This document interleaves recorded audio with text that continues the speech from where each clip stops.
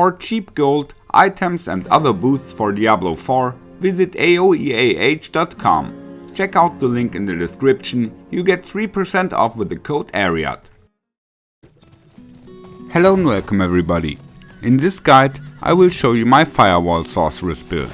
It is optimized for PvP, but you can also run dungeons with it, although it is not as effective as a ball lightning sorceress there of course. I'll summarize the most important details, and you can also change things to make your own Firewall build. Let's start with the skill tree. 2 points in Firebolt to unlock the second cluster. There we take Enhanced Incinerate with 1 point and maximize Elemental Dominance. In the defensive cluster we maximize Shimmering Flame Shield, and I put each one into Shimmering Teleport and Mystical Frost Nova. Also 3 points into Glass Cannon. We continue with 1 point each in Summoned Hydra and Summoned Ice Blades, plus 3 each in Mana Shield, Protection and Conjuration Mastery. We also maximize Mage's Firewall and Inner Flames. Our ultimate skill is Deep Freeze, and finally 3 points in Endless Pyre. Key passive is Combustion. We will use Hydras and Incinerate as enchantments to stack some more fire damage to the opponents, but you could also try out other variants. Here you can see an overview to the skill tree.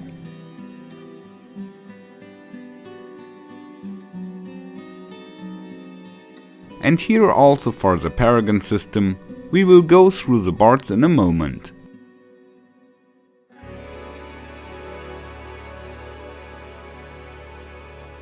In the starting board I use Elementalist, so the glyph also boosts both rare nodes. Since Season 2 we finally have to care about resistances. On the board Searing Heat I use Pyromaniac, and also the legendary node which became useful for this build. I still got Destruction for testing, but as we don't really concentrate on critical strike damage, you could also change this one. Other useful glyphs could be maybe Exploit, Flame Feeder, Enchanter or Unleash. Then we have Frigid Fate with the glyph Torch because we deal fire damage over time, Enchantment Master with the glyph Tactician, so we always get a damage boost after casting a defensive skill, and finally Static Surge with the glyph Adapt. That's a huge bonus to our Firewall, which is of course a mastery skill. In the Vampiric Powers, Flowing Veins is very useful for our damage over time. Metamorphosis is kinda must-have because of unstoppable evades and putting vampiric curses onto the opponent. Accused Touch also triggers the vampiric curse, and last I got Anticipation and Undying. Maybe you could pick some other here instead, but you won't have too many pacts left for other strong powers. Now the equipment. A Godslayer crown is great as long as you don't have a Harlequin crest yet, just like me. As soon as you get one, replace the Godslayer crown of course. Then we have a defensive armor with a protecting aspect. For PvE we will change to Raiment of the Infinite. On the gloves we primarily want attack speed and fire damage over time. Intelligence is also a nice add here. The aspect is nice because we will always get a barrier when using a cooldown. T-Bolt's Will is great because so we can get a multiplicative offensive aspect on the pants. Gaining mana is also nice, although we won't have too many resource problems anyway.